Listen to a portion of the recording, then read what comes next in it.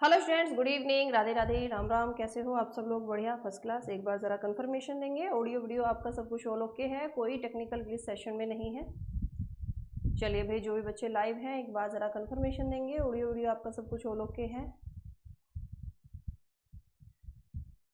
कोई technical glitch session में नहीं है। बढ़िया, फर्स्ट क्लास, मस्त मज़े में। तो भाई डाइजेस्टिव सिस्टम बच्चा हमारा टॉपिक चल रहा है, जिसकी आज हमारी सेकेंड क्लास है ना, जिसकी बच्चा आज हमारी क्या है, आपकी सेकेंड क्लास बच्चा रहने वाली है। ठीक है, तो ये सारी स्लाइड्स हम लोगों ने आपकी कल कंप्लीट कर ली थी। आपके दांत हो गए थे, जीभ हो गई थी, है ना, बाकी जानवरों के भी दांत हो गए थे, खट्टा मीठा सब हमको कल पता लग गया था। अब हम लोग बच्चा यहाँ से आपका स्टार्ट करते हैं, है ना, यहाँ से हम लोग आज आपका स्टार्ट करते हैं। मैंने बोला था कि यहाँ से हम लोग कल आपका स्टार्ट करेंगे। देखो, अगर आज मैं आपसे बात करूं तो डाइजेस्टिव सिस्टम यहीं से शुरू हो रहा है। वो तो जस्ट इंट्रोडक्शन और आपके टंग से कैसे क्वेश्चन पूछे जाते हैं, टीथ से कैसे पूछे जाते हैं, वही हमने आपके 2 दिन में कंप्लीट किए हैं। डाइजेस्टिव सिस्टम यानी पाचन तंत्र, इसको हम 2 पार्ट में डिवाइड कर सकते हैं। कितने पार्ट में मैम? इसको हम लोग 2 पार्ट में डिवाइड कर सकते हैं। एक होती है हमारी एलिमेंट्री कैनाल यानी आहार नाल, जिसकी लंबाई लगभग 9 मीटर तक होती है, जिसकी लंबाई लगभग 9 मीटर तक होती है। इसके अलावा हमारे शरीर में बहुत सारी डाइजेस्टिव ग्लैंड होती हैं, पाचक ग्रंथियां होती हैं, जो खाना पचाने में हेल्प करती हैं, एंड गैस्ट्रिक ग्लैंड। तो सलाइवरी ग्लैंड तो हम लोग पढ़ चुके हैं, इसको दोबारा नहीं करेंगे। Liver, pancreas and gastric gland, है ना। यकृत, अग्नाशय, यकृत, यकृत, अग्नाशय, यकृत, अग्नाशय और गैस्ट्रिक ग्लैंड यानी कि जठर ग्रंथियां, यानी कि बच्चा आपकी जठर ग्रंथियां, ये क्या है? ये हमारे शरीर में डाइजेस्टिव ग्लैंड है, यानी कि आपकी पाचक ग्रंथियां हैं। अब एक एक को हम लोग यहाँ पर डिटेल में पढ़ने वाले हैं। एलिमेंट्री कैनाल जो आपकी 9 मीटर, फीट में भी अगर पूछ लिया जाए तो लगभग 33 फीट इसकी लंबाई होती है। सबसे पहले तो बच्चे कंफ्यूज होते हैं कि ईसोफेगस और एलिमेंट्री कैनाल दोनों सेम चीजें हैं। दोनों सेम चीजें नहीं होती। ईसोफेगस जस्ट सिंपल एक पाइप है, एक फूड पाइप है, जो हमारे मुंह से लेकर हमारे पेट तक जाता है, जिसकी लंबाई 20 से 25 सेंटीमीटर तक हो सकती है। ठीक है, तो ये एक जस्ट एक पाइप है। और एलिमेंट्री कैनाल क्या होती है? हमारी जीभ से लेकर हमारे एनस तक का हिस्सा, मेरी जीभ से लेकर मेरी ये फूड पाइप, फिर मेरा स्टमक, फिर उसके बाद में स्मॉल इंटेस्टाइन, लार्ज इंटेस्टाइन और आपकी एनस यानी लास्ट में गुदा, ये पूरा सब आपस में कनेक्टेड होता है। अगर किसी की जीभ को पूरा फोर्स के साथ में अगर आप खींचो, या अगर आपके पास कुछ सुपर नेचुरल पावर आ जाए, तो उसके एनस तक का हिस्सा बाहर निकल जाएगा। ये आई थिंक एक मूवी है, क्रिस 3 है या पता नहीं कौन सी मूवी है, उसमें दिखाया भी गया है कि ऋतिक रोशन ऐसे जीभ पकड़ के खींचता है तो उसका अंदर तक का सारा सिस्टम बाहर निकल जाता है। तो उसके पीछे साइंस है कि ये सच है कि आपकी पूरा एनस तक का हिस्सा बाहर निकल सकता है, क्योंकि आपस में आपका सब अंदर से कनेक्टेड होता है। तो हमारी जीभ, भोजन नलिका, स्टमक, छोटी आंत, बड़ी आंत और गुदा, ये सब चीजें मिलकर क्या बनाती हैं? आपकी एलिमेंट्री कैनाल बनाती हैं, यानी कि आहार नाल बनाती हैं, जिसकी लंबाई 9 मीटर से लेकर 33 फीट तक हो सकती है। अब हमारे पेट के अंदर ऐसा क्या होता है मैम कि जो खाना पचता है? क्योंकि देखो, सबसे पहले आपने खाना मुंह के अंदर डाला, तो जो आपने कार्बोहाइड्रेट खाया है, वो कार्बोहाइड्रेट लगभग 75% आपका पच चुका है मुंह के अंदर। यानी मुंह के अंदर क्या हुआ है? आपका एमाइलेज एंजाइम होता है, जो मैंने आपको बताया था कि लार के अंदर, सलाइवा के अंदर एक एंजाइम होता है जिसका नाम है एमाइलेज। ये एमाइलेज एंजाइम हमारे मुंह में होता है, जो किसको? कार्बोहाइड्रेट को पचाता है। लगभग 75% कार्बोहाइड्रेट पच चुका है, लेकिन हमारे मुंह में प्रोटीन और लिपिड नहीं पचते हैं, सिर्फ कार्बोहाइड्रेट बचा है। प्रोटीन एंड लिपिड आपके यानी कि वसा नहीं पचे हैं। अब क्वेश्चन एग्जाम में पूछा जाता है कि बोलस क्या है? वो क्या पूछता है कि बोलस क्या है? तो हमारे मुंह के अंदर इस पचे हुए और इस बिना पचे हुए खाने को बोलस कहा जाता है। इस पचे हुए और इस बिना पचे हुए खाने को बोलस कहा जाता है हमारे मुंह के अंदर। अब धीरे धीरे क्या होगा? ये जो बच्चा आपका बोलस है, वो क्या होगा? आप खाना अंदर निगलते हो, आप खाना क्या करते हो बच्चा? अंदर निगलते हो ऐसे करके, तो कहाँ? ईसोफेगस। भोजन नलिका से सीधे कहाँ जाएगा? आपके पेट में जाएगा। भोजन नलिका से सीधे आपके पेट में जाएगा। तो हमारे पेट में क्या जाता है? मेडिकल साइंस में बोलस कहा जाता है कि हमारे पेट में खाना नहीं जाता, हमारे पेट के अंदर बोलस जाता है, क्योंकि कार्बोहाइड्रेट काफ़ी अमाउंट तक हमारे मुंह के अंदर पच चुका होता है। ठीक है, चलिए अब सलाइवा में देखो 90 से 95% तो पानी ही होता है। कुछ मिनरल्स होते हैं जैसे आपका सोडियम, पोटेशियम, क्लोरीन, लाइसोसोम्स होते हैं, एंजाइम्स होते हैं, है ना, जैसे एमाइलेज एंजाइम हो गया, जैसे एमाइलेज एंजाइम हो गया। तो ये भी क्वेश्चन पूछा जाता है कि लार के अंदर इनमें से क्या सबसे ज्यादा पाया जाता है? तो पानी। कौन से मिनरल्स या एलिमेंट या तत्व पाए जाते हैं? तो सोडियम, पोटेशियम और क्लोरीन पाए जाते हैं।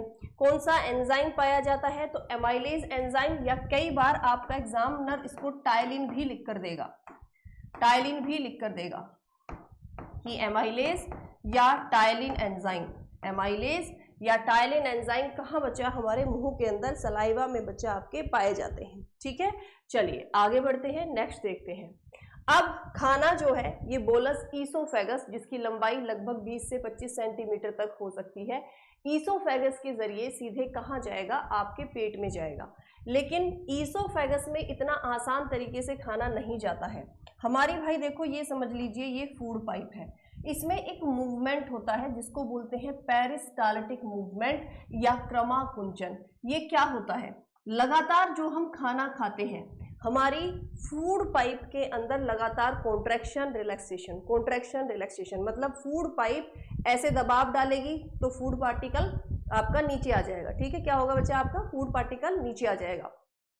जैसे ही क्या होगा बच्चा? ये रिलैक्स करेगी, फिर मुंह के अंदर से दूसरा आपका एक गैप होता है ना, आप हमेशा देखना जब हम खाना खाते हैं ना, एक गैप होता है। जैसे हमने एक टुकड़ा सटका, फिर थोड़ी देर तक हम टुकड़े को मुंह में घुमाते हैं, फिर दोबारा उसको मतलब हम लोग दूसरे टुकड़े को थोड़े समय के बाद अंदर लेके जाते हैं। क्यों? क्योंकि वो जरूरी है, क्योंकि फूड पाइप में उस समय पर, जिस समय हम लोग मुंह में जैसे कई बार जल्दी जल्दी खाना खाते हैं तो फिर अटक जाता है ना, तो वो क्यों होता है? क्योंकि ऑलरेडी फूड पाइप में खाना था, तुमने एक्स्ट्रा डाल दिया तो उसको टाइम नहीं मिला नीचे भेजने का। तो ये लगातार आपका पेरिस्टाल्टिक मूवमेंट क्या होता है? Contraction relaxation. ऐसे फूड पाइप दबा, फूड पार्टिकल नीचे गया, फिर रिलैक्स हुआ, नया फूड पार्टिकल आया, फिर कॉन्ट्रैक्शन पड़ा, फिर वो नीचे गया। तो ये लगातार बच्चा आपका कॉन्ट्रैक्शन और रिलैक्सेशन होता है। इसी को हम बोलते हैं क्या बच्चा? आपका पेरिस्टाल्टिक मूवमेंट। इसी को पेरिस्टाल्टिक मूवमेंट आपका कहा जाता है। एक और चीज याद रखेंगे, एक मसल आपसे पूछी जाती है, क्या? फिंस्टर। इसका नाम फिंस्टर होता है।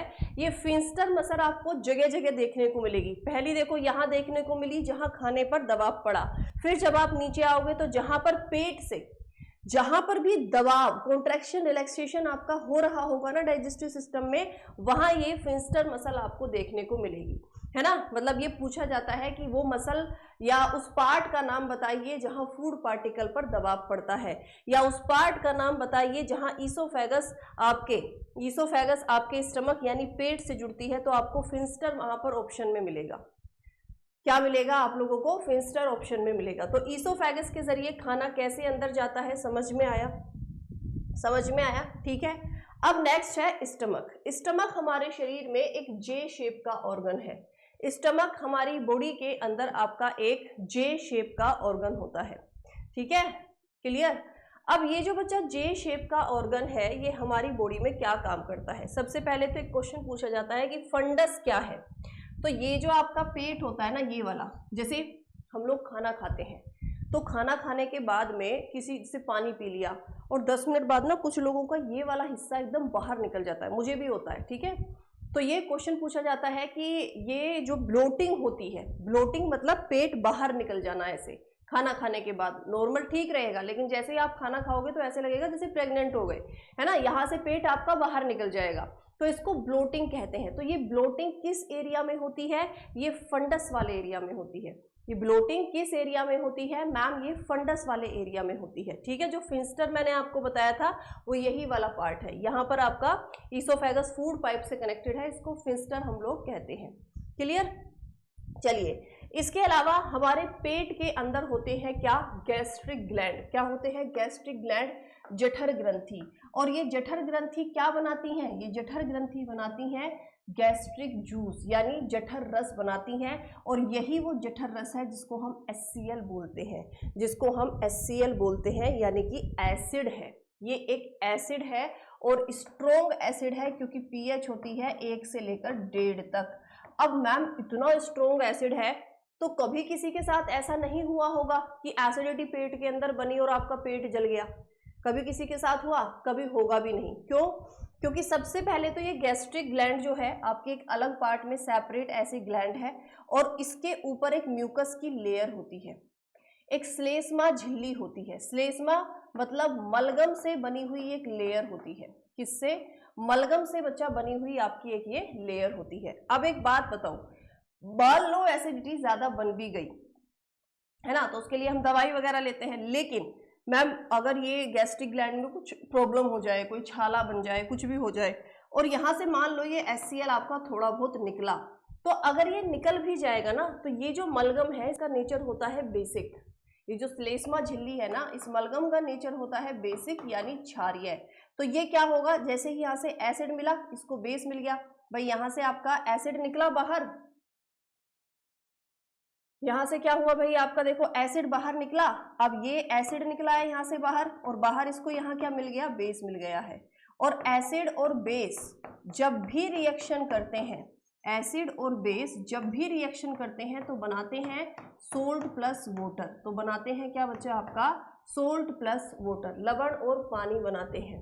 तो ये जो म्यूकस की लेयर है, ये जो श्लेष्मा झिल्ली है, इसका नेचर होता है, ये जो श्लेष्मा झिल्ली है इसका नेचर होता है आपका क्या, बेसिक, क्षारीय नेचर होता है, क्षारीय नेचर होता है।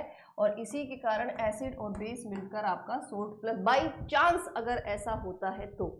अब जब हमारे पेट में एसिडिटी बनती है तो वो यही HCl ज़्यादा बनता है ना। देखो ये HCl हमारी बॉडी में बनना बहुत ज़्यादा ज़रूरी है, अगर ये नहीं बनेगा तो खाना नहीं पचेगा हमारी बॉडी में। तो ये HCl अगर किसी की बॉडी में ज़्यादा बन गया तो हमें डकार आती है ना, खट्टी डकार आई है, जी खराब हो रहा है, उल्टी करी तो खट्टा एकदम निकला है अंदर से, तो वो किसके कारण होता है, इसी HCl के कारण होता है। तो हम क्या करते हैं, हम एंटा एसिड पीते हैं, है ना, इनो ले लिया हमने या कोई और एंटा एसिड हो गया, हमने वो सब एंटा एसिड पिए। एंटा एसिड में क्या होता है, कोई ना कोई बेस मिला होता है, कोई ना कोई बेस होता है या उसका नेचर बेसिक होता है। आप ऐसे समझ लीजिए, तो एसिडिटी बनी हुई थी, आपने बेस अंदर से डाला, ऊपर से बेस डाला, तो एसिड और बेस मिलके क्या बना लेंगे, सोल्ट प्लस वाटर। एक चीज आपने देखी होगी, कुछ लोगों को सुबह उठते ही गैस की गोली खाने की आदत होती है या वो एंटा एसिड पीते हैं, वो आदतें गलत होती हैं, है ना। आपको बहुत सारे लोग होंगे आपके घर परिवार में, सुबह उठते ही गैस की गोली या एंटा एसिड पी लेना। डॉक्टर ने ही बताया होता है, क्योंकि डॉक्टर को पता है कि मरीज उस कंडीशन में है कि उसको अच्छी बात बताओ तो वो समझेगा नहीं, उसको दवाई दे दो तो वो बेटर फील करेगा, तो वो दवाई दे देते हैं फिर आपको।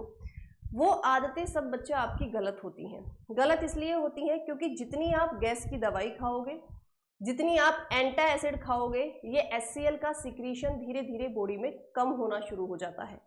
दूसरी बात ये होती है कि आपके शरीर में जो B12 है, जो विटामिन B12 होता है, उसका एब्जॉर्प्शन कम हो जाता है। यानी अगर आप बहुत ज़्यादा लंबे समय तक एंटा एसिड या गैस की दवाई खा रहे हैं तो विटामिन B12 आपकी बॉडी में एब्जॉर्ब होना बंद हो जाता है। तो इसलिए रेगुलर बेसिस पर आपको वो दवाइयाँ नहीं खानी होती हैं। अब बहुत सारे बच्चे बोलते हैं कि मैम खाना हमारे पेट में गया और पेट में जाके HCl में जाके गिर गया तो खाना पच गया। भाई HCl एक स्ट्रोंग एसिड है, उसके डायरेक्ट कांटेक्ट में अगर फूड पार्टिकल आया तो जल जाएगा, भुन जाएगा, वहीं पर आग लग जाएगी, ऐसी वाली कंडीशन होगी। क्योंकि अगर HCl हमारी स्किन पर जरा सा भी गिर गया ना तो जला देगा हमको, तुरंत की तुरंत जल जाओगे आप। तो वो कभी भी आपका खाना HCl में नहीं गिरता। पेट में कोई ऐसा नहीं है कि पेट में यहाँ पर आपका ये एक पूरा HCl ही भरा पड़ा है, नहीं, पेट में बहुत सारे पार्ट है। देखो ऊपर वाला हिस्सा तो खाली ही है जिसमें ब्लोटिंग होती है, जिसको फंडस बोल देते हैं। अब आते हैं पेट के थोड़े से नीचे वाले हिस्से पर, है ना। पेट का जो बच्चा आपका वो नीचे वाला हिस्सा था, यहाँ पर सारा का सारा, इसी को हम बॉडी ऑफ स्टमक बोलते हैं, नीचे वाले बस बीच वाले हिस्से को, इसी को। यहाँ होती हैं ऑक्जेंटिक सेल्स। कौन सी सेल्स होती हैं? यहाँ होती हैं आपकी ऑक्जेंटिक सेल्स, और यही वो ऑक्जेंटिक सेल्स होती हैं, यही वो ऑक्जेंटिक सेल्स होती हैं। अरे भैया,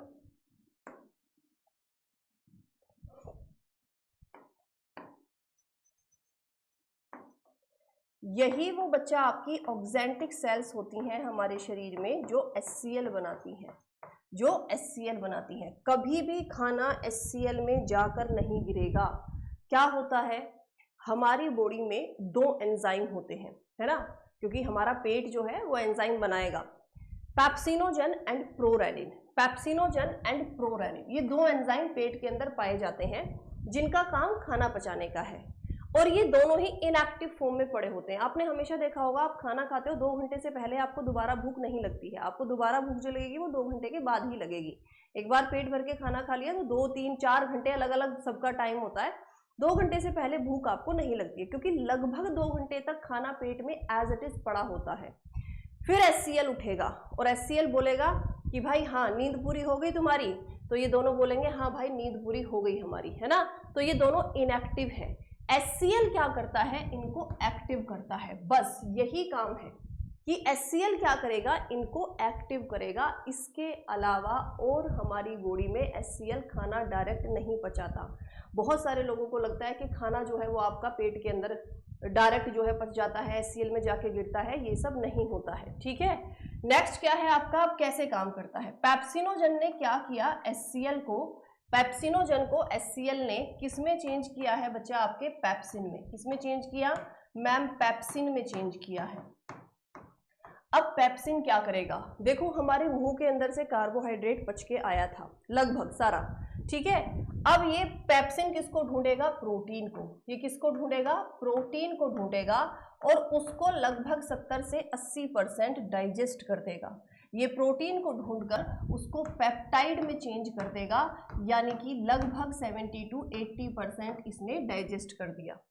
अब क्या, दूसरा एंजाइम प्रोरेनिन, प्रोरेनिन को HCl चेंज करेगा रेनिन में, ठीक है। किसमें, रेनिन में चेंज करेगा। रेनिन जो एंजाइम है ये हमारे शरीर में स्पेशल एक प्रोटीन होता है, कैसीन प्रोटीन, और ये कैसीन प्रोटीन कहाँ पाया जाता है, दूध में पाया जाता है। तो जब हम दूध पीते हैं या दूध से बनी हुई कोई चीज़ खाते हैं जिसमें कैसीन प्रोटीन ज़्यादा है, उसके लिए रेनिन एंजाइम एक्टिव होगा और ये इसको पैरा कैसीन में बदलेगा। ये किसको, रेनिन जो है बच्चा, ये आपके कैसीन को किस में बदलेगा, क्योंकि कैसीन तो एक प्रोटीन है, तो ये कैसीन को पैरा कैसीन में बदलेगा।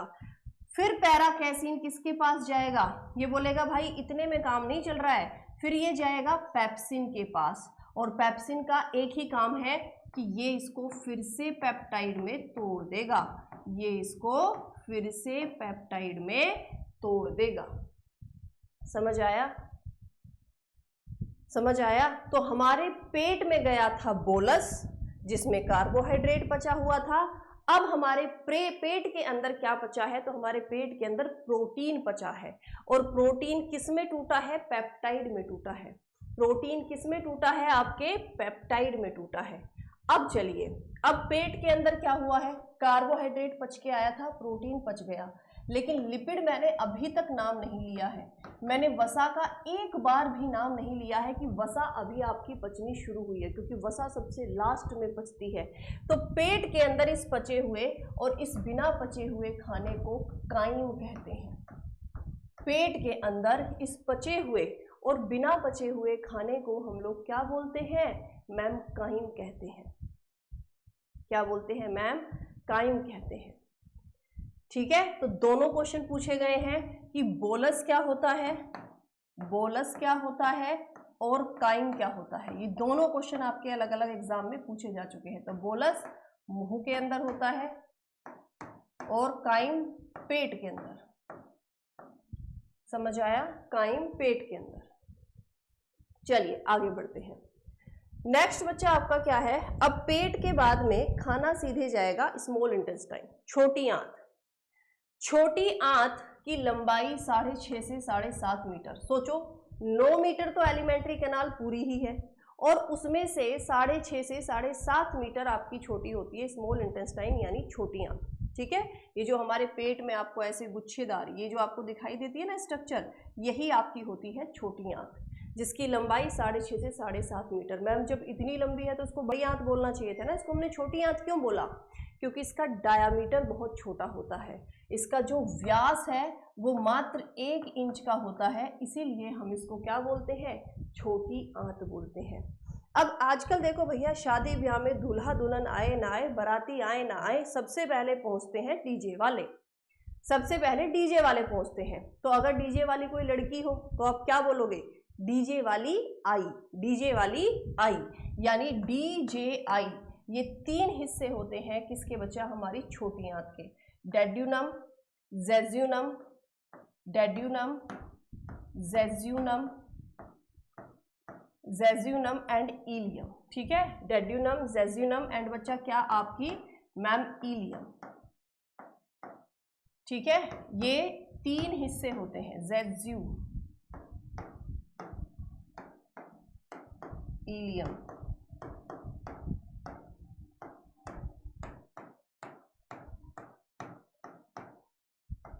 ठीक है, डेड्यूनम, जेज्यूनम एंड इलियम। तो डीजे वाली आई, डीजे वाली आई बच्चा ये क्या होते हैं? बेसिकली हमारे 3 हिस्से होते हैं किसके? आपके छोटी आंत के।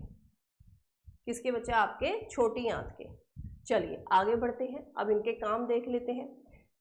पेट और छोटी आंत के ऊपर की तरफ साइड में कनेक्टेड होते हैं 2 ऑर्गन, एक का नाम है लीवर, एक का नाम है पैनक्रियास, क्योंकि ये भी खाना पचाने में देखो हेल्प करते हैं, है ना। बिल्कुल इसी तरह से जैसे आपको पिक्चर में यहाँ दिखाई दे रहे हैं ना, ये आपका लीवर है, ठीक है, ये गोल ब्लैडर है, और ये पत्ती के आकार का होता है आपका पैनक्रियास। हालांकि पैनक्रियास एक मिक्स्ड ग्लैंड है, एक मिश्रित ग्रंथि है, लेकिन अभी हम डाइजेस्टिव सिस्टम में देखते हैं क्या काम करता है ये। लीवर बनाता है बाइल जूस, यानी पित्त रस बनाता है।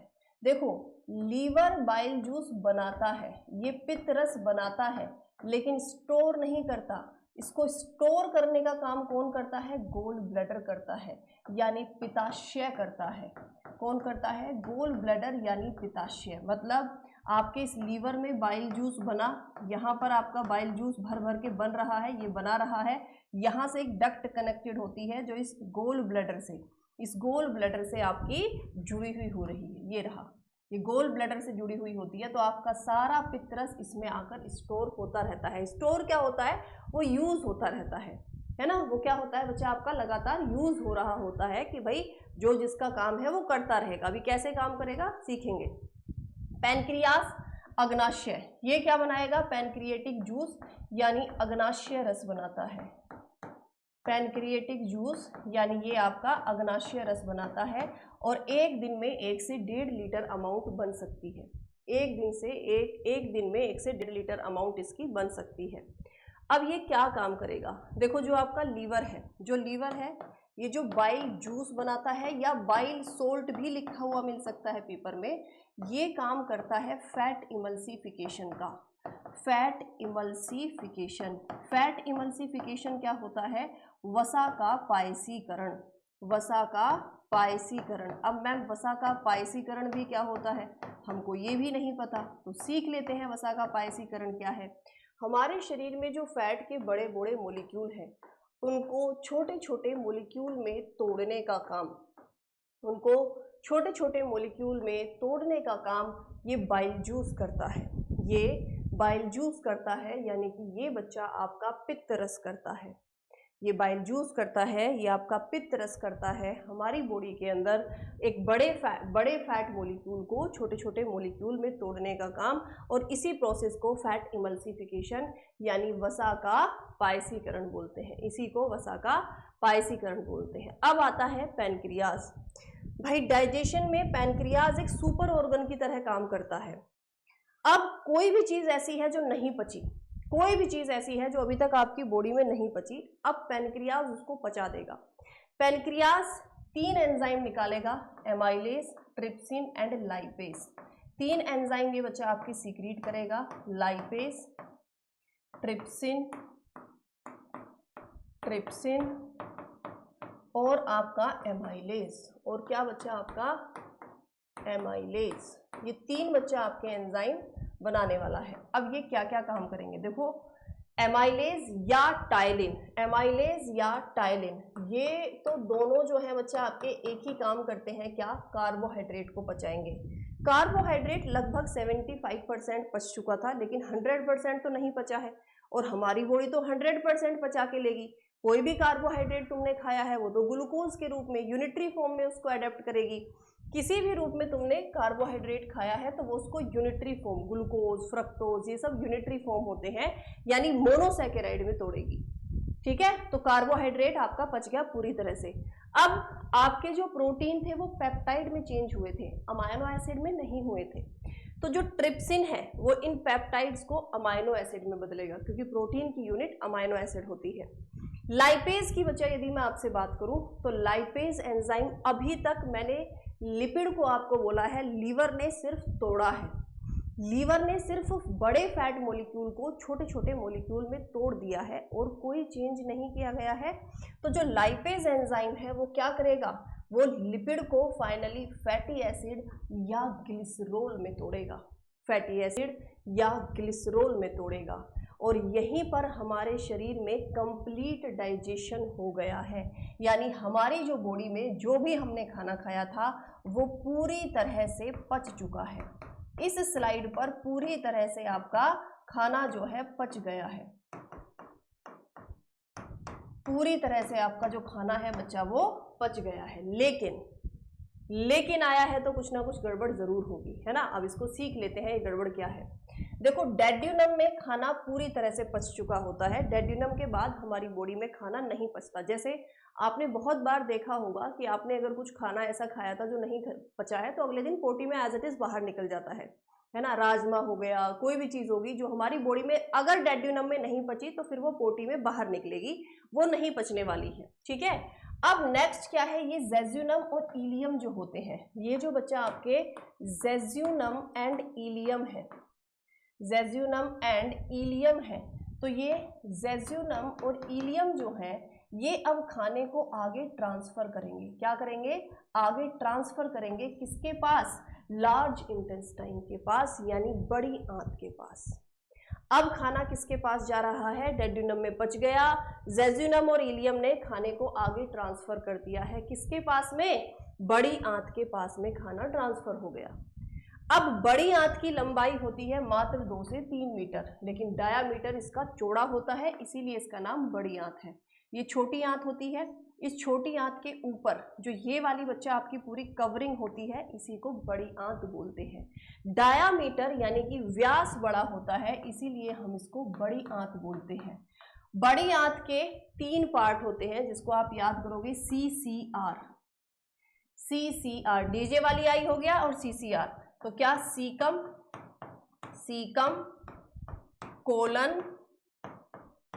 कोलन एंड रेक्टम, ये 3 हिस्से होते हैं किसके बच्चा, आपके बड़ी आंत के। अब इसके पास जो खाना आ रहा है, देखो वो पच के आया है, इसको मतलब नहीं है, इसके पास खाना जो आया है वो पच के आया है। अब ये क्या करेगी, ये करेगी कि सीकम के अंदर एक बैक्टीरिया है, ई कोलाई। ये ई कोलाई बैक्टीरिया हमारे शरीर में फीकल यानी कि पोटी बनाने का कार्य करता है। ये वही बैक्टीरिया है जो रिसेंटली आपका गंगा जल में देखा गया था, जो महाकुंभ में आप लोग डुबकी लगा के आए थे ना, वहाँ ई कोलाई बैक्टीरिया भर भर के देखा गया था। यानी वो बैक्टीरिया जो हमारे शरीर में पोटी बनाता है, या सीवेज के पानी में पाया जाता है, या हमारी पोटी के अंदर पाया जाता है, वो बैक्टीरिया गंगा जल में महाकुंभ में भर भर के देखा गया था। मेरी कोई इंटेंशन नहीं है किसी की श्रद्धा को ठेस पहुंचाने की, लेकिन साइंटिफिक अगर हम चीज़ों को समझेंगे तो शायद हमारे लिए बेहतर होगा। गंगा जल में आपका एक वायरस होता है जिसका नाम है बैक्टीरियोफेज, उनकी पूरी एक फैमिली होती है। वो बैक्टीरियोफेज जो बच्चा आपका वायरस है, वो वायरस इस तरह के बैक्टीरियाज को, ई कोलाई हो गए और बहुत सारे बैक्टीरिया होते हैं, उनको खाता है, उसका खाना है। पानी के अंदर बनने वाले जितने भी बैक्टीरिया होते हैं वो उन सबको खा जाता है। ये आपका गुण होता है किसका बच्चा, ये गंगा जल में ऑटोमेटिक एक नेचुरल उसके अंदर प्रोसेस है, इसीलिए गंगा जल खराब भी नहीं होता। हम घर ला के रख लेते हैं ना, सालों साल गंगा जल हमारा खराब नहीं होता है। कोई फंगल, कोई प्रोटोजोनल बैक्टीरियल इन्फेक्शन नहीं होगा, क्योंकि उसमें ये बैक्टीरियोफेज वायरस खुद को रिप्रोड्यूस करते रहते हैं और बैक्टीरिया को खाते रहते हैं। ये नेचुरल प्रोसेस है और हमारे लिए हार्मफुल नहीं है। भाई हम पानी पिएंगे तो आप बोलोगे ना मैम वो वायरस हमारी बॉडी के अंदर चला गया, हाँ, बट हमारे लिए कोई नुकसानदायक वो वायरस नहीं है। अब हुआ क्या था कि महाकुंभ में कोई बहुत बढ़िया A1 फैसिलिटी तो थी नहीं वहां पर। नए नए वहां होटल बने, धर्मशालाएं बनी, टेंट लगे, तंबू लगे, लाखों की संख्या में लोग गए। किसी को कहीं जगह मिली सुसु करने की, किसी को कहीं जगह मिली सुसु करने की। दूसरा क्या हुआ कि आपने देखा होगा पानी को रोक रोक कर लोग नहाए हैं, है ना।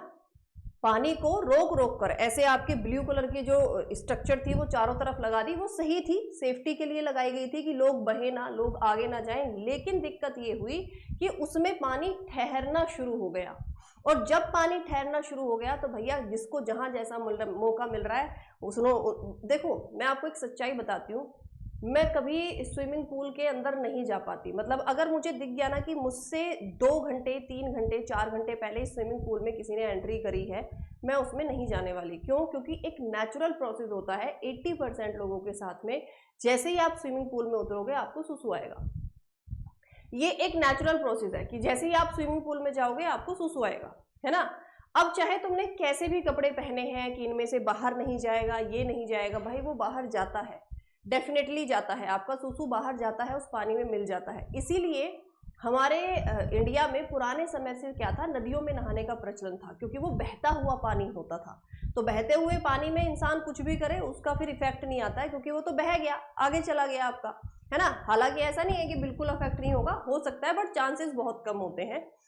अब जो महाकुंभ आपका लगा था उसमें पानी को पहले रोका गया, ठहराव किया गया, पॉपुलेशन ज्यादा वहां पर पहुंच गई, साफ सफाई थी नहीं, तो ये ई कोलाई बैक्टीरिया, तुम खुद समझदार हो कि ये कैसे आपका फैला होगा। ये फैल गया और लोग बीमार भी हुए थे, है ना। वो लोगों ने बोल दिया हम तो थकावट की वजह से हुए हैं, इसकी वजह, वो कोई थकावट नहीं थी, ये बैक्टीरिया, टाइफाइड जैसी बीमारियां लोगों को हुई थी, खूब हुई थी, है ना। तो ये हमारी पोटी बनाने का काम करता है।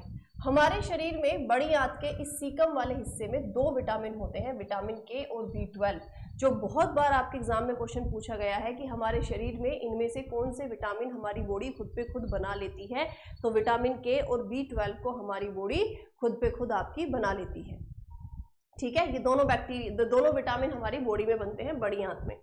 अब ये जो बच्चा आपकी पोटी बन के गई है ये जाएगी कोलन के पास। आपने देखा होगा हमारी पोटी सेमी ड्राई होती है, ऐसा नहीं है कि लकड़ी जैसी ड्राई होती है, सॉलिड होती है, और ऐसा भी नहीं है कि बिल्कुल पानी जैसी, वो हो भी नहीं सकता, है ना। अगर आपको पानी जैसी पोटी आ रही है तो फिर तो लूज मोशन है, कोई बैक्टीरियल प्रोटोजोनल इन्फेक्शन हुआ है, आपको डॉक्टर के पास जाना पड़ेगा।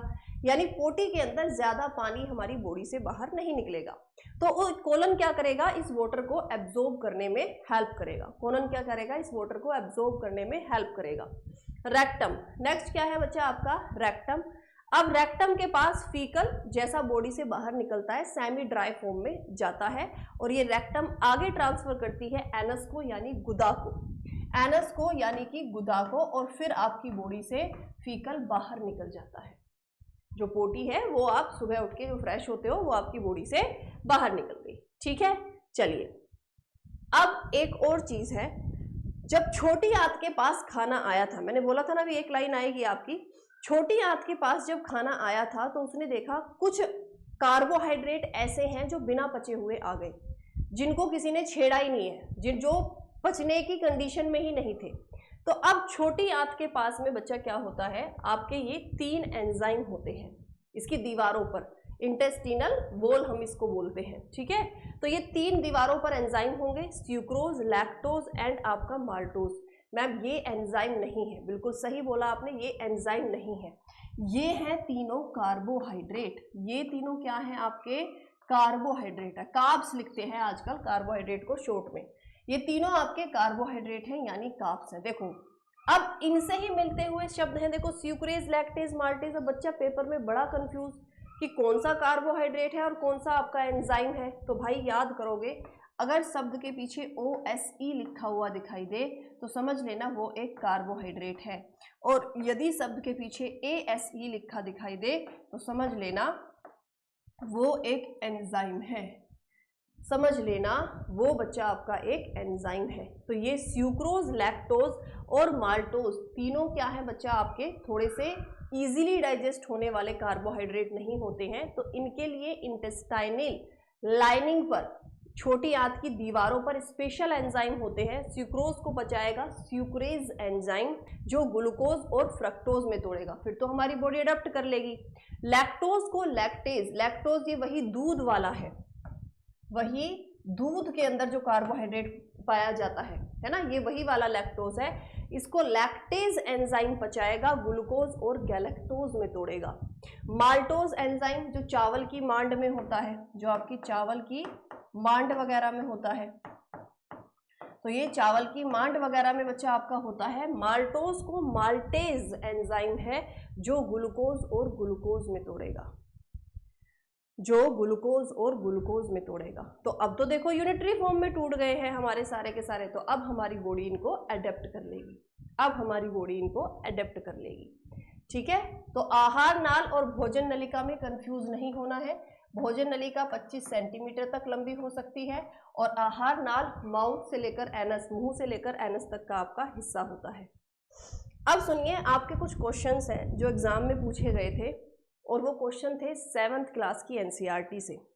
मैं चाहती तो यहाँ हिंदी इंग्लिश में टाइप करवा के लगवा सकती थी, लेकिन मैं प्रूफ के साथ बच्चों को दिखाती हूँ क्या क्वेश्चन पूछे गए थे, कहाँ कौन सी किताब। तुम देख लेना, 9वीं क्लास की एनसीईआरटी में ये स्लाइड नहीं है, ना 8वीं में है, ये 7वीं क्लास की एनसीईआरटी में आप लोगों को स्लाइड मिलेगी, है ना। ये 7वीं क्लास की एनसीईआरटी से क्वेश्चन आपका पूछा गया था कि स्टमक जो है, पेट की खोज कैसे हुई थी, पेट कैसे मिला था, हमें पेट के बारे में कैसे पता लगा था।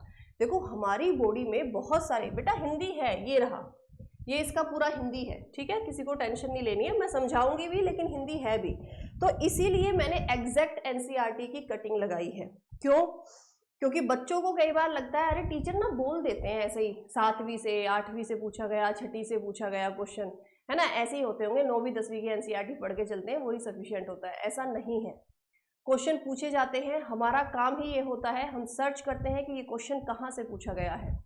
जैसे अभी 8th क्लास की एनसीईआरटी से आपके फिजिक्स से एक क्वेश्चन पूछा गया है, वो 8th क्लास की एनसीईआरटी में उसको लिखा हुआ है क्वेश्चन को, वो पूरा पार्ट, पूरा टॉपिक ही। देखो सिंपल सी बात है, जब हम 8वीं से 9वीं में जाते हैं तो कुछ टॉपिक कम होते हैं, कुछ ऐड होते हैं, फिर 9वीं से 10वीं में जाते हैं, कुछ नए ऐड होते हैं, कुछ पुराने खत्म हो जाते हैं, तो बच्चे को याद नहीं रहता।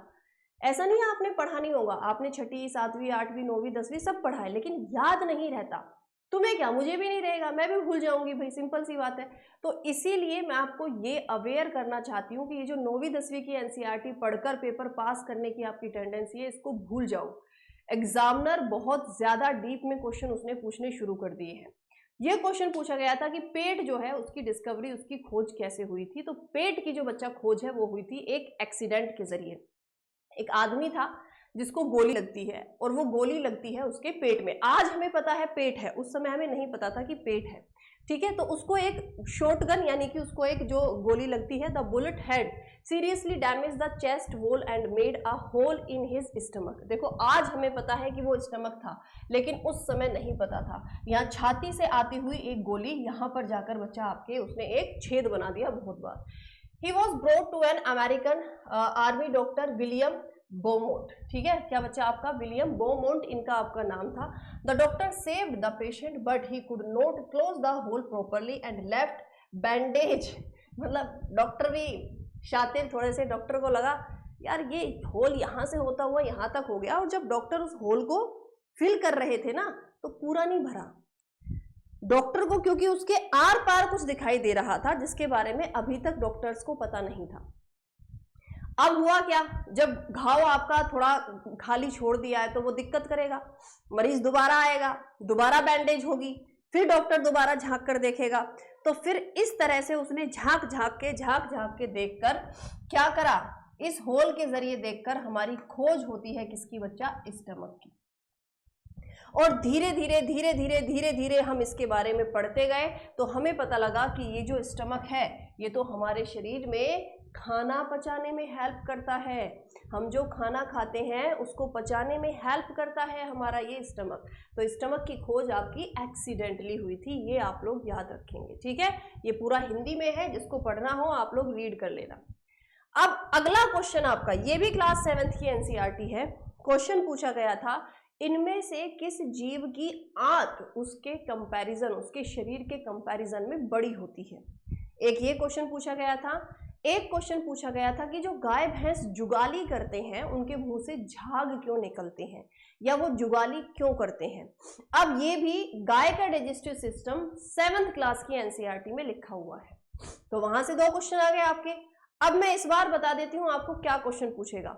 वो या तो अमीबा से क्वेश्चन पूछेगा या स्टार फिश का डाइजेशन आपसे पूछने वाला है, क्योंकि ये भी 2 ऐसे टॉपिक मुझे उस किताब में फिर मिले कि भाई यहां से भी आपके क्वेश्चन आपके बनने वाले हैं, है ना। इतने साल से भाई पढ़ा रही हूँ, इतने साल से सारी चीजें आपकी हो रही हैं, तो इतना एक्सपीरियंस बन चुका है कि अच्छा अगला क्वेश्चन ये एग्जामिनर पूछ सकता है। चलिए, तो हम ग्रास ईटिंग जो बच्चा आपके एनिमल है, देखो अब क्या क्या क्वेश्चन यहाँ से बन सकते हैं मैं सारे बता देती हूँ। ग्रास ईटिंग एनिमल मतलब गाय भैंस आपके जो होते हैं, chewing continuously even when they are not. अच्छा, इसकी हिंदी पूरी लिखी हुई है, पूरी हिंदी लिखी हुई है, मैं आपको सिर्फ यहाँ समझा देती हूँ। Actually they quickly swallow the grass and stored in a part of the stomach called rumen. ठीक है, इनका जो बच्चा ये स्टमक, जैसे हमारे में फंडस है ना, यहाँ पर इनके इस वाले पार्ट को हम लोग र्यूमेन बोलते हैं, है ना। और तुम देख भी सकते हो पीछे प्रिंट भी दिख रहा है एनसीईआरटी का, तो एनसीईआरटी की ही कटिंग है। अभी क्या हुआ, टाइपिस्ट ने इसको मुझे हिंदी इंग्लिश में टाइप करके दे दिया। मैंने बोला भाई नहीं, मेरे को एनसीईआरटी की कटिंग ही चाहिए। मैं समझाती हूँ बच्चों को कि कैसे पढ़ना है, और टीचर पर बिलीव करो, टीचर बहुत मेहनत कर रहे हैं आप लोगों के लिए। 6ठी क्लास की एनसीईआरटी, 7वीं क्लास की एनसीईआरटी सब हम लोग पढ़ते हैं। अब तो अपडेट हो गई है, अब सारी अपडेट वाली हमें देखना पड़ता है कि कहाँ से क्या क्वेश्चन पूछ सकता है, तो भरोसा कर सकते हो भाई आप लोग। चलिए, क्या है बच्चा, partially digested and it's cold cut. ठीक है, तो ये क्या है, मुंह में बस जल्दी जल्दी ऐसे ऐसे चबाया चबाया और अंदर पेट के लेके चले गए, but later the cud returns to the mouth in small lumps and the animal chews. This process is called rumination. ये जो बच्चा आपका र्यूमेन है, जिसके अंदर आपका ये स्टोर हुआ है सारा का सारा, इसमें क्या होता है, ये बेसिकली जो आपके एनिमल्स हैं वहां पे पूरी तरह से वो उल्टा सीधा उन्होंने सटक लिया, ऐसे समझो। अब होता क्या है, वो टूट कर वापस उनके मुंह में आता है। इस र्यूमेन से वापस क्या होता है, इसके जरिए बच्चा देखो ये वापस आपके मुंह में आएगा, लेकिन टूट कर आएगा। अब जब टूट कर वो मुंह में आया तो ये ऐसे ऐसे करते रहते हैं, यानी वो लगातार आपके उसको चबाते रहते हैं, उसको वो चबाते हैं, और उस चबाने में एनर्जी खर्च होती है ना, पानी होता है, सलाइवा होता है, बहुत सारी चीजें होती है। वो सलाइवा में ही आपका क्या होता है, झाग बनने आपके शुरू हो जाते हैं। These animals are called ruminant, यानी ये जो जुगाली कर कर खाने वाले पशु हैं इनको ruminant कहते हैं। The grass is rich in cellulose, obviously cellulose एक कार्बोहाइड्रेट है और पॉलीसैकेराइड है, इजीली डाइजेस्ट नहीं होता है। इन ruminant like cattle, deer, etc. Bacteria present in rumen, इनके rumen में बच्चे आपके ऐसे बैक्टीरिया होते हैं जो इस खाने को पचाने में हेल्प करते हैं। ठीक है, क्लियर। तो ये आपके घास खाने वाले जितने भी जीव हैं वो क्यों जुगाली करते हैं, ये मैंने बताया है। अगला है अमीबा, कि अमीबा खाना कैसे खाता है। तो ये अपने आप में अलग एक इंटरेस्टिंग चीज है कि अमीबा खाना कैसे खाता है। देखो, अमीबा की कोई शेप नहीं होती है, एक सिंगल सेल जीव है, कोई फिक्स शेप नहीं होती है। इसके ऊपर होती है सेल मेम्ब्रेन, एक कोशिका झिल्ली, क्योंकि तो मैंने बताया था लगभग सारी कोशिकाओं में पाई जाएगी। अंदर होते हैं वोक्यूल, अंदर क्या होते हैं बच्चे आपके, वोक्यूल होते हैं। तो जैसे ही इसको फूड पार्टिकल दिखा कि भाई यहाँ पे फूड पार्टिकल है, तो ये पता है क्या करेगा, अपने इस वाले पार्ट को ऐसे फैलाएगा, ऐसे फैलाएगा, ऐसे फैलाएगा, इसके चारों तरफ ऐसे जाके अपनी सेल मेम्ब्रेन को फैला लेगा। इस प्रोसेस को सीडोपोडिया बोलते हैं, इस प्रोसेस को हम लोग सीडोपोडिया बोलते हैं। सीडो का मतलब होता है फाल्स और पोडिया मतलब पैर, पोडिया मतलब पैर, तो सीडो मतलब फाल्स और पोडिया मतलब पैर। तो अपने फॉल्स लेग्स तैयार कर लेता है, झूठे पैर बना लेता है, लगता है कि पैर हो गए हैं लेकिन पैर नहीं होते हैं, और धीरे धीरे धीरे धीरे सेल मेम्ब्रेन के थ्रू खाने को अंदर लेकर जाएगा। अमीबा किसके जरिए खाना खाता है, तो अमीबा कैसे खाना खाता है, कैसे खाना खाता है।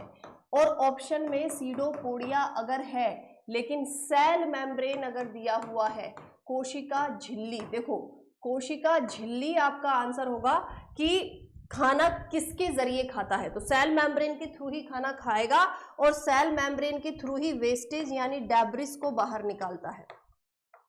लेकिन किस प्रोसेस, किस प्रक्रिया से खाना खाता है, तो उस प्रक्रिया का नाम है सीडोपोडिया। उस प्रक्रिया का नाम है सीडोपोडिया। अब खाना जो फूड पार्टिकल है वो इसके पास गया और पास जाकर वो वोक्यूल्स के पास जाएगा। वोक्यूल्स जो भी जरूरी पोषक तत्व हैं उनको अडेप्ट कर लेंगे, उनको एब्जॉर्ब कर लेंगे और फिर जो बच्चा आपकी वेस्टेज है उसको बाहर निकाल देंगे। फिर जो बच्चा आपकी वेस्टेज है उसको बाहर निकाल देंगे। तो ये होता है अमीबा का डाइजेशन। ये होता है अमीबा का बच्चा आपका डाइजेशन। चलिए नेक्स्ट, तो अमीबा मैंने आप लोगों को बता दिया। अगला है आपका स्टार फिश। स्टार फिश अपने आप में काफी अट्रैक्टिव, काफी सुंदर दिखती है। तो starfish feed on animal covered by a hard shell of calcium carbonate. After opening the shell, the starfish pops out its stomach through its mouth to eat the soft animal inside the shell. The stomach then goes back into the body and the food is slowly digested. Starfish खाना कैसे खाती है भाई? Soft आपका एक ये जीव है, इसके ऊपर कैल्शियम कार्बोनेट की लेयर होती है खुद को प्रोटेक्ट करने के लिए। इसको जैसे ही कुछ आसपास दिखा के कोई छोटा मोटा जीव है ना, ये जो इसका स्टमक वाला ये जो इसका हिस्सा है इसको ऐसे पॉप आउट करेगी, इसको ऐसे बाहर की तरफ फेंकेगी, है ना। जैसे अगर आपने कोई, अगर मैं आपको समझाऊं तो जैसे गेंद होती है ना, आपकी कई बार गेंद होती है तो हम उस गेंद को ऐसे ऐसे दबाते हैं ना, तो वो कई बार आपके अलग अलग हिस्सों में, दो हिस्सों में, बलून होता है, बलून को हम ऐसे दबाते हैं दो हिस्सों में टूट जाता है, मतलब ऐसे लगता है कि जैसे एक बलून ये हो गया एक बलून ये हो गया। तो वैसे ही बिल्कुल जैसे ही इसको फूड पार्टिकल कोई जीव दिया, ये अपने स्टमक को बाहर की तरफ पॉप आउट करती है, वो जीव इसके अंदर आ गया, फिर ये क्या करती है अपने स्टमक को अंदर ले जाती है, यानी पॉप इन कर लेती है, अपने आप को फिर सिकोड़ लेती है, और सिकोड़ लेती है तो स्टमक के अंदर खाना गया, वो जीव गया, और फिर स्टमक क्या करेगा, उसको धीरे धीरे धीरे धीरे धीरे धीरे डाइजेस्ट करना शुरू कर देता है, धीरे धीरे इसको डाइजेस्ट करना शुरू कर देता है। तो हिंदी इंग्लिश दोनों में बच्चा आपका लिखा हुआ है। अब देखो बच्चा, यदि मैं न्यूट्रिएंट की टर्म्स में डिवाइड करना चाहूं जीवों को, किसको, जीव को, यानी कि जो आपके लिविंग बींग्स हैं, इनको न्यूट्रिएंट पोषक तत्वों की टर्म में अगर मैं डिवाइड करूं तो तीन पार्ट से डिवाइड होते हैं। एक होते हैं आपके सेफ्रोट्रोफिक न्यूट्रिशन, यानी कि मृतोपजीवी,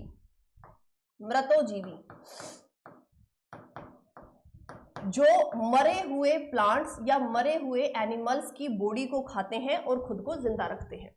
दूसरे होते हैं पैरासाइटिक, यानी परजीवी, जो किसी दूसरे जीव पर निर्भर करते हैं, जो किसी दूसरे जिंदा जीव पर निर्भर करते हैं, जैसे हमारे सर में पड़ने वाली जूं, है ना, हम जिंदा होंगे, जिंदा आदमी के सर में जूं पड़ेंगी, मरे हुए की नहीं पड़ती हैं। अच्छा, जूं को लेकर एक और कंफ्यूजन है, हमें लगता है कि जो जूं होती हैं वो गंदगी से बनती हैं, जूं गंदगी से नहीं बनती हैं। मैम आप भी मैम की तरह प्लीज A4 शीट दीजिए। कौन सी A4 शीट देनी है कनाई? देखो भाई, मैम के और मेरे सब्जेक्ट में ना बहुत जमीन आसमान का अंतर है। आप हर टीचर से सेम एक्सपेक्टेशन नहीं रख सकते। मैं आपको एक ही चीज बताती हूँ, उनका एक स्टैटिक जीके का सब्जेक्ट है, उनके कंप्यूटर सब्जेक्ट है या करंट अफेयर का है, उसमें थ्योरी होती ही नहीं है, उसमें क्वेश्चंस ही होते हैं या वन लाइनर ही होते हैं। उनको कुछ समझाना नहीं है, उनको कुछ डाइजेस्टिव सिस्टम नहीं बताना है आपको। जैसे प्रॉफिट एंड लॉस एक चैप्टर हो गया आपका, मैथ्स में हम आइडिया लगा लेते हैं, पहले आपको पूरी थ्योरी पढ़नी पड़ेगी प्रॉफिट एंड लॉस की। ऐसा हो सकता है कि आपको थ्योरी भी ना पढ़ाए, मैं आपको क्वेश्चन करने को दे दूं, आप क्वेश्चन कर लोगे, पॉसिबल नहीं है ना। पहले थ्योरी पढ़नी पड़ेगी, फिर उसके बाद में आप क्वेश्चन की प्रैक्टिस करोगे, है ना। तो भाई क्वेश्चन की प्रैक्टिस मैं आपको डेली करा रही हूँ, प्रीवियस ईयर क्वेश्चन, ऐसा तो है नहीं कि आप क्वेश्चन की प्रैक्टिस नहीं कर रहे हो ना आप क्वेश्चन की प्रैक्टिस, है ना। तो बच्चा ये A4 शीट वन लाइनर तुम्हें चाहिए। मैंने बोला ना, जिस दिन बायोलॉजी कंप्लीट होगी मैं तुम्हें दे दूंगी, मैं तुम्हें 1500 1600 2000 जितने क्वेश्चन मांगोगे मैं PDF बना के तुम्हें दे दूंगी, ठीक है। अब डेली डेली मत बोलना, एक साथ दे दूं पूरे बायोलॉजी के, बेटर रहेगा।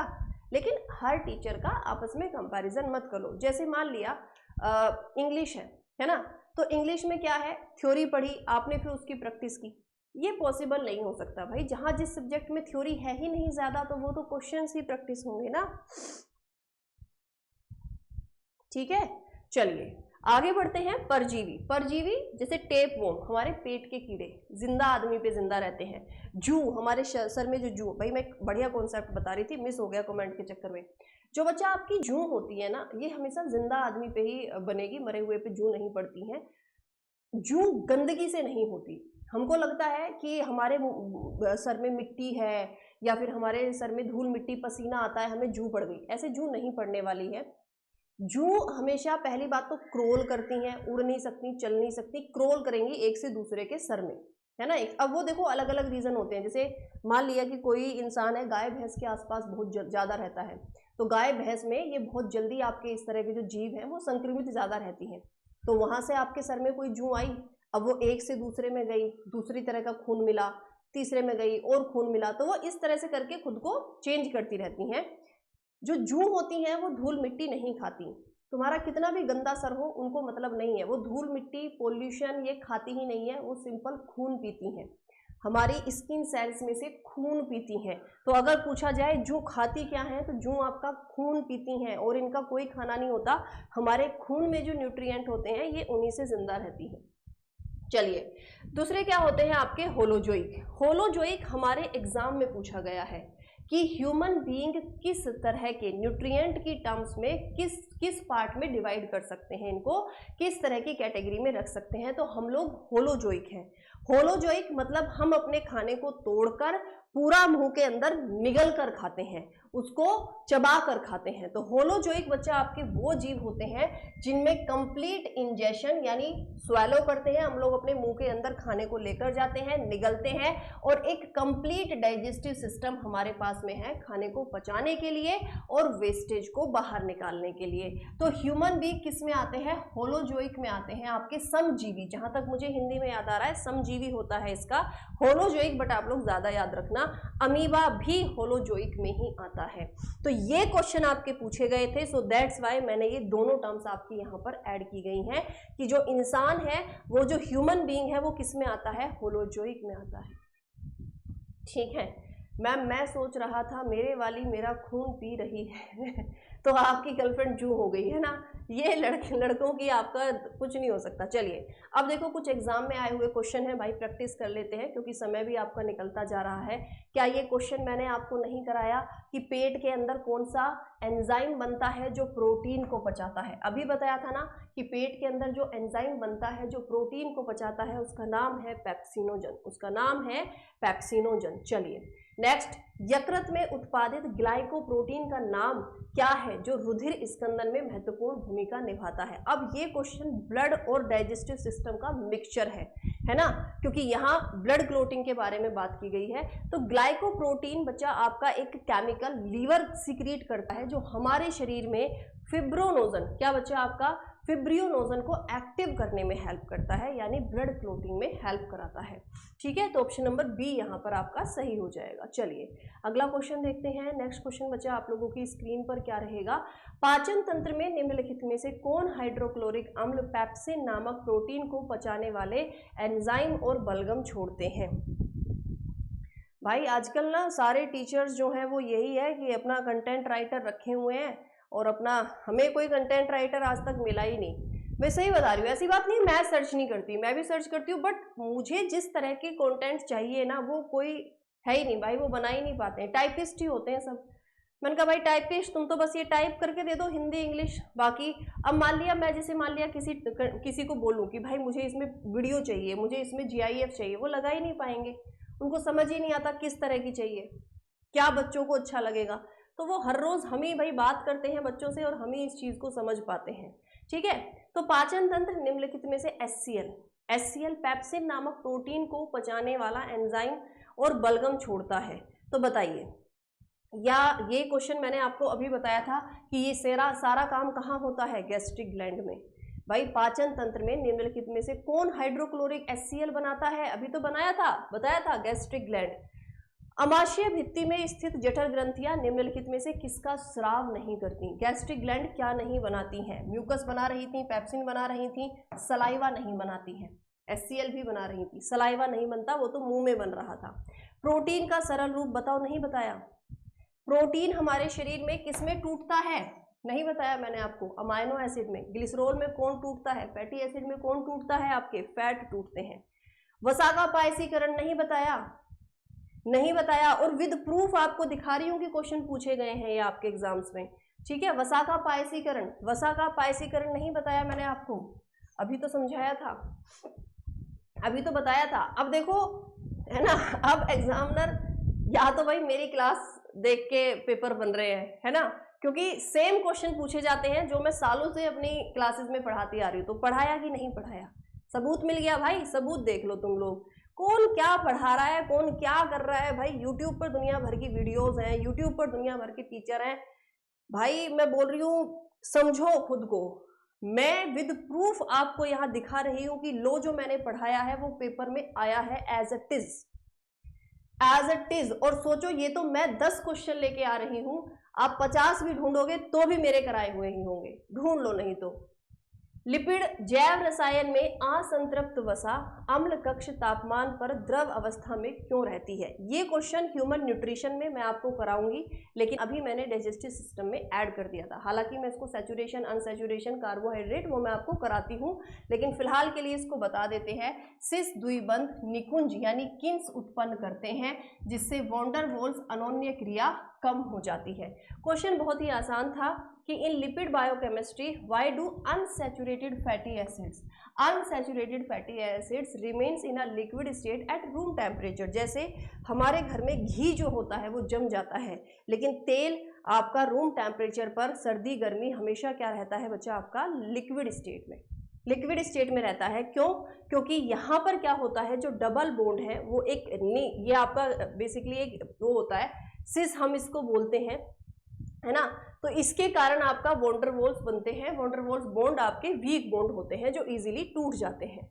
चलिए, अमाशय में अधिक्य अम्ल को उदासीन, अभी बताया था कि अगर तुम लोगों के पेट में एसिडिटी बन जाए तो क्या करोगे? कोई भी ऐसी चीज खाओगे जिसका नेचर बेसिक हो, यानी जैसे कि बेकिंग सोडा, जैसे कि आपका बेकिंग सोडा। चलिए नेक्स्ट देखते हैं, निम्नलिखित में से कौन सा विकल्प मानव आहार में आहारी फाइबर के कार्य को उचित ढंग से दर्शाता है? यानी हमें अपने खाने में फाइबर खाना चाहिए। जैसे अगर आप मुझसे पूछोगे कि मैम जूस पिएं या फल खाएं, तो मैं बोलूँगी फल खाओ। क्यों? क्योंकि फल में फाइबर होता है जो हमारे गट सिस्टम के लिए, हमारे डाइजेस्टिव सिस्टम के लिए अच्छा होता है। तो फाइबर क्या करता है? फाइबर जो हम अपने खाने में खाते हैं, सैलेड जो हम लोग अपने खाने में खाते हैं, फ्रूट्स जो हम लोग खाने में खाते हैं, जो भी फाइबर रिच चीज़ें होती हैं वो हमारे शरीर में खाने को पचाने में हेल्प करती हैं बच्चा। चलिए, निम्नलिखित में से कौन सा खाद्य पदार्थ मनुष्यों के लिए आहार्य फाइबर का समृद्ध स्रोत है? निम्नलिखित में से कौन सा विकल्प निम्नलिखित में से कौन सा खाद्य पदार्थ मनुष्यों के लिए आहार में सबसे ज्यादा फाइबर इनमें से किसके अंदर होते हैं? ओट्स, है ना। जो ओट्स होता है, देखो दलिया और ओट्स थोड़े से अलग होते हैं, बट लेकिन आम भाषा में दलिया और ओट्स हम लोग सेम गिन लेते हैं। ओट्स होता है आपका, जो अलग अलग तरह के अनाज होते हैं उनको हमने ऐसे कूट कूट के बनाया है, और जो दलिया होता है वो ब्रेकेबल होता है, मतलब ऐसे हमने एक एक उसको कूटा नहीं होता है, वो पीसेस होते हैं। थोड़ा सा अंतर होता है, बट दलिया भी बॉडी के लिए अच्छा है, और ओट्स भी जो है बच्चा ये भी हमारी बॉडी के लिए बहुत अच्छे होते हैं। चलो अगला क्वेश्चन देखते हैं, शरीर में अतिरिक्त कार्बोहाइड्रेट का क्या होता है? हमारे शरीर में जो एक्स्ट्रा कार्बोहाइड्रेट होते हैं उनको हमारी बॉडी क्या करती है? बताइए, जो एक्स्ट्रा कार्बोहाइड्रेट होते हैं उनको हमारी बॉडी क्या करती है? प्रोटीन में बदल जाते हैं, अमाइनो एसिड में, वसा में, तुरंत बाहर निकाल दिया जाता है? नहीं, वसा में। ये मैंने आपको पहले एक दिन बताया था कि हमारे शरीर में जो एक्स्ट्रा कार्बोहाइड्रेट होते हैं, अगर आपने ज्यादा बोलते हैं ना, हमने तो आलू खाते हैं, चावल खाते हैं, हम कैसे मोटे हो गए, हम तो घी कुछ खाते ही नहीं है, फैट कुछ खाते ही नहीं है। तो हमारे शरीर में जो एक्स्ट्रा कार्बोहाइड्रेट होते हैं वो बाद में चलकर फैट में, सिर्फ ग्लूकोज ग्लाइकोजन में चेंज नहीं होता है, वो ग्लाइकोजन आगे चलकर आपका फैट में चेंज हो जाएगा। तो जो एक्स्ट्रा बच्चा आपका कार्बोहाइड्रेट आप खाते हो वो आपको ऐसे मोटा कर रहा है कि वो फैट में चेंज हो रहा है, और यही फैट में चेंज होते होते बहुत बार हमारे जो दिमाग की लेयर होती है उस पर एक सूजन आ जाती है। यानी ये फैट की लेयर हमारे ब्रेन तलक को डैमेज कर सकती है, इसीलिए मोटापे से बचना चाहिए। ओबेसिटी इज अ डिजीज, किसी को खुश नहीं होना चाहिए, ओले मेरा बच्चे तो बहुत गली मोली हुए है ना, कितने खाते पीते घर का है, मत हो भाई, पतले हो, बढ़िया हो, हेल्दी हो, है ना। वजन हर 5 किलो वजन, 5 किलो वजन शरीर में बढ़ा, एक बीमारी एंट्री। सिंपल रूल है, सिंपल रूल है आपकी लाइफ का, ठीक है। तो भाई विद प्रूफ तुम्हें दिखा दिया, भरोसा हो गया तुम लोगों को। अच्छा, हर चैप्टर में करना पड़ता है ना, तुम लोग ऐसे हो कि अगर मान लिया मैं किसी चैप्टर में ना करूं, है ना, मैं किसी चैप्टर में ना करूं तो तुम्हें भरोसा नहीं होगा। पता है एक टाइम था यार जो बड़ा बच्चा भरोसा करता, हम भी मतलब हैं यार, हम भी ऑफलाइन में पढ़े हैं भाई, मुखर्जी नगर में खूब धूप में, बारिश में, सर्दी में जा जाके पढ़े हैं। अब तो यार ऑनलाइन चीज़ों ने इतना आसान कर दिया है ना चीज़ों को कि भाई मतलब कि तुम्हारा काम ही आधा हो गया भाई, सारी मेहनत टीचर की बढ़ गई है ना। तो चलिए भाई, उम्मीद करती हूँ कि सेशन आप सब लोगों को अच्छा लगा होगा, बढ़िया लगा होगा, फर्स्ट क्लास लगा होगा। बाद में अगर कमेंट का आपके पास ऑप्शन आता है तो प्लीज़ भाई आप लोग कमेंट ज़रूर किया करें, ओके। तो कल आप लोगों की छुट्टी रहेगी, फिर आपको मंडे से क्लास कंटिन्यू रहेंगी। क्या टॉपिक है मंडे का? ह्यूमन न्यूट्रिशन होगा, ठीक है। चलिए बाय बाय, टेक केयर, जय हिंद।